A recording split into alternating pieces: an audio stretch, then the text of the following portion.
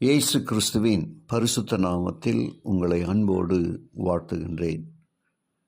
வெளிச்சத்திலே நடப்போம் வாருங்கள் என்ற தொடரின் வழியாக மிக முக்கியமான இந்த உலகத்தால் கற்றுக் கொடுக்கப்படாத, மற்ற சபைகளில் சொல்லப்படாத ஒரு அன்பின் சத்தியத்தை, ஒரு எச்சரிப்பின் தூதை நாம் கேட்டு வருகிறோம். இந்த நாளிலும் பரலோகத்தின் ஆண்டவர் கேட்கும் சத்தியத்தை புரிந்து கொள்ள உதவி செய்வாராக.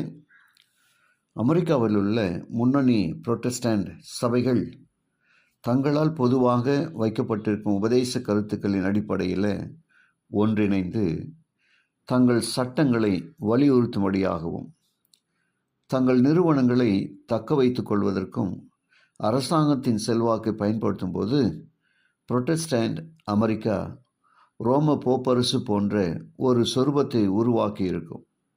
அதாவது கடல் மிருகமாகிய போப்பரசு எப்படி மதம் மற்றும் அரசு அதிகாரம் ஆகிய இரண்டையும் கொண்டிருந்ததோ அதே போல இப்போது அமெரிக்க புரொட்டஸ்டன்ட் சபைகள் அரசு அதிகாரத்தை கைப்பற்றும் பொழுது போப் ரோமை போலவே இருக்கும். அதுவே மிருகத்தின் சொரூபம் என்று அழைக்கப்படுகிறது.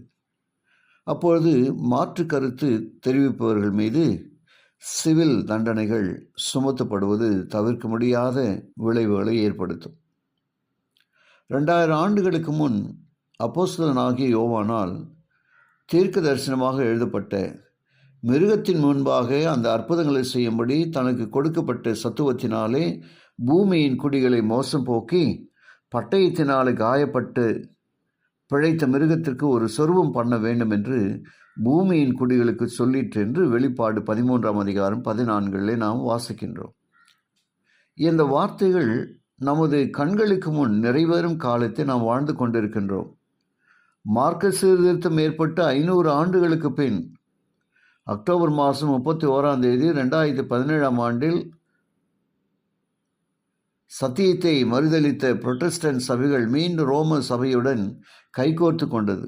அமெரிக்காவில் இந்த ஆண்டு டிசம்பர் 2024 நடந்த முடிந்த தேர்தலில் வெற்றி பெற்ற குடியரசுக் கட்சியும் புரொட்டஸ்டன்ட் சபைகளும் ஒன்றிணைந்து 2025 பதவியேற்கும் பொழுது சொரூபம் உண்டாக்கப்பட்டு விட்டது என்று உறுதிப்படுத்தப்படும் என்பதை நாம் கேள்விப்படுகிறோம். பிரியமான தேவ ஜனமே, இப்படிப்பட்ட எச்சரிப்புகள் நமக்கு வருகின்ற பொழுது நாம் மிகுந்த ஜாக்கிரதையாய் தேவனுடைய வார்த்தையை நாம் பரிசுத்த ஆவியானவரால் புரிந்து கொண்டு ஜெபத்தோடு கூட நம்முடைய வாழ்க்கையை நாம் தேவ சித்தப்படி நடத்த நாம் கற்றுக்கொள்ள வேண்டும். கேட்கும் ஒவ்வொரு சத்தியமும் விளையாட்டிற்காகவோ இல்லை ஏதோ ஒன்று சொல்லுகிறோம் என்பதற்காகவும் அல்ல, நம்முடைய வாழ்க்கையில் மாற்றங்கள் பெற வேண்டும் என்பதற்காய் இந்நாளின் சத்தியத்தை கேட்டு ஒவ்வொருவரையும் கர்த்தர் ஆசீர்வதிப்பார். ஜெபிப்போம். கிருபையுள்ள நல்ல பிதாவே, உமக்கு நன்றி சொல்லுகிறோம். சத்தியத்தை கேட்டு ஒவ்வொருவரையும் ஆசீர்வதிங்க. இயேசுவின் வழியாக ஜெபிக்கிறேன் நல்ல பிதாவே, ஆமேன்.